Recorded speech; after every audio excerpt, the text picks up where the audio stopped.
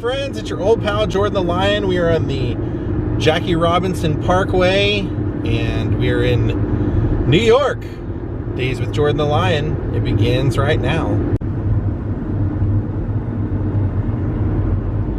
And the great navigator is here, of course.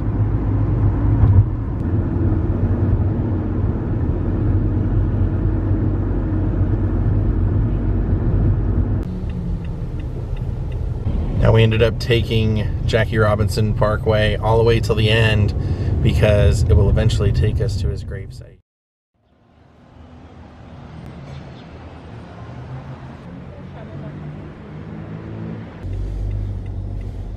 Here we go into Cypress Cemetery.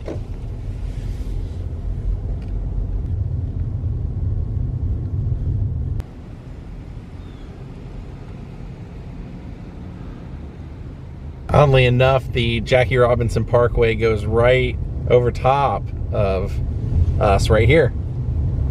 To get to his grave, you actually have to go through or under the Jackie Robinson Parkway. Right here he is. The great Jackie Robinson. One of the greatest athletes of all time. Of course, I mean, a lot of us know him for being a major fighter for African American equality. But just an amazing human being.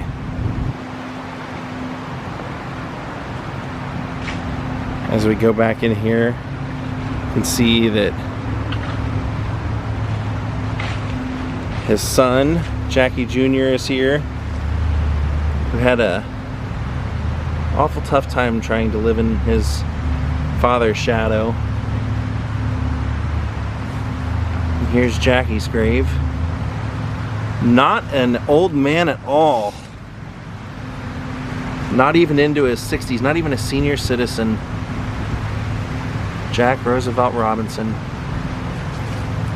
And then you can see here that they have a really nice headstone with a quote from him, and many baseball fans like me and visitors have come out to visit him. It says that life is not important except in the impact it has on other lives. Jackie Robinson.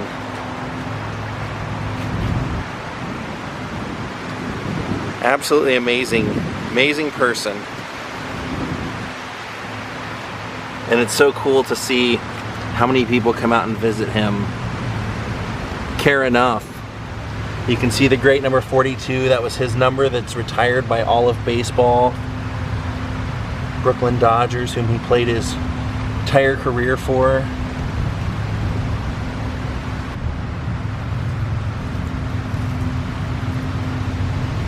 You know, Jackie Robinson was born in Georgia, and just after a year old, his father had left the family, and his mother ended up moving the family out to Pasadena, California. So Jackie was actually raised in Pasadena with his brothers and sisters, and he was an amazing athlete. He was so good at everything that he eventually ended up going to UCLA and was playing 4 sports. He played baseball, basketball, football, and was a track superstar. So he had this great notoriety all through Los Angeles. Kids of both colors looked up to him because of his great athletic ability when he played for UCLA, and he eventually ended up going into the military.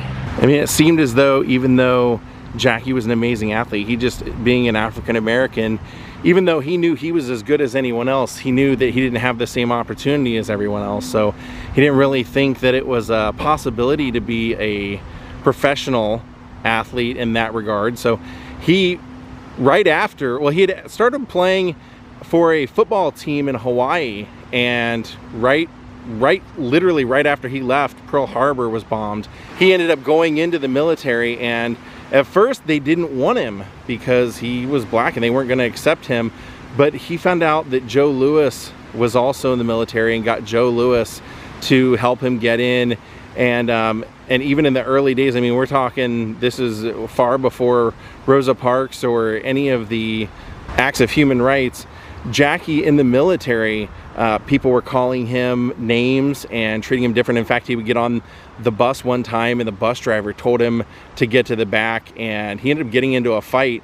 He had a fiery temper. It's not something people talk about a lot, but Jackie did have a fiery temper. It's just he knew he had to control it in many cases. But in that case, when he hit the driver, they wanted to court-martial him, and he went through the whole court and got that thrown out and then got an honorable discharge.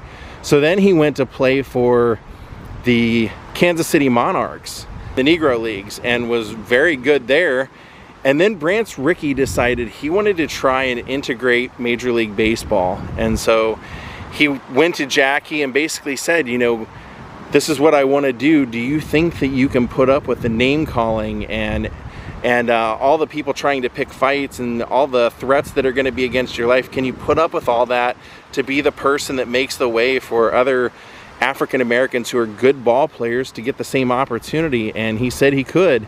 So he went to Montreal and played for the farm team and was really good there, and they were talking about giving him a contract, and the other players on the Dodgers found out about it and decided they were going to start a petition saying that they wouldn't play if Jackie was given a contract. So one of the coaches found out about this, went to the manager, Leo DeRocher, told him about it, and Leo hit the roof. He went to the team, woke him up out of bed and said, I'll tell you what you can do with your petition. You can wipe your ass with it, because anybody that's a good ball player that can help us win games is gonna play, and if you don't like it, you don't have to play. He said, I don't care if an elephant were better than my brother and my brother was on this team, he'd be on the first bus home, and that elephant would be in a uniform.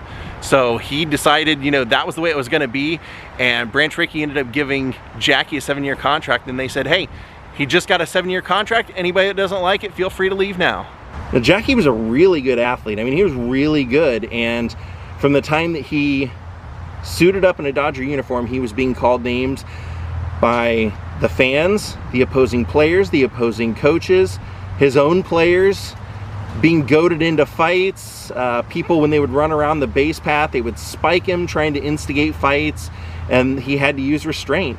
He was a fantastic player. His first year, he actually was Rookie of the Year and helped the Dodgers get to the World Series. And in the time that he was on the Dodgers throughout his career, he actually went to 4 World Series with the Dodgers, playing first base, second base, third base, and left field. So he was a good enough athlete that he could actually play all those positions throughout his career. They told Jackie when he came into the league, you cannot blow up, you cannot get into fights, because that will just show everybody who's against this that, you know, there is a stereotype, they won't behave properly and this and that. So he had to show a lot of restraint for the first 2 years, but then they kind of let him go, and he had no problem letting people know that he remembered all the things they did, and he would get his retribution on the base path.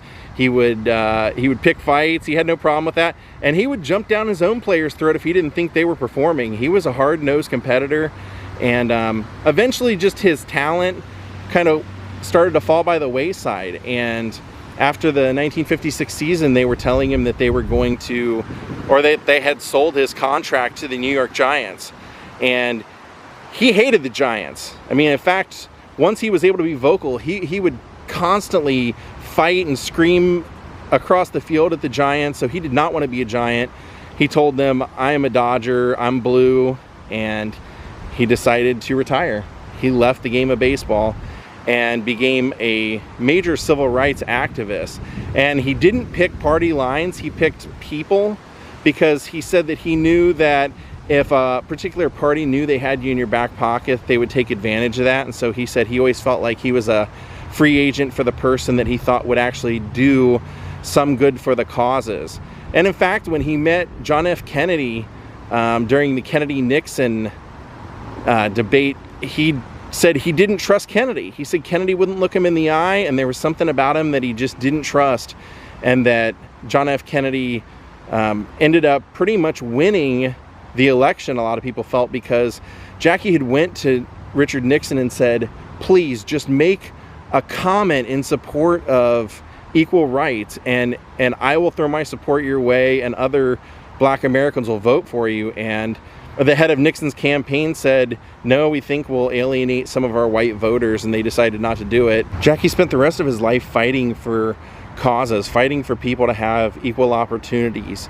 And sadly, he started to suffer from diabetes at the end of his life. And I had mentioned that that his son had a tough time living in his shadow, and apparently his son had gotten involved with drugs at one point and been arrested, and Jackie kind of realized that maybe all the years that he had spent trying to fight for other people's better life, that maybe he wasn't showing quite enough at home. And when his son ended up passing away in a car accident, he kind of felt extremely guilty, as though he missed out on something big, and that he really should have done more for Jackie Jr.'s life.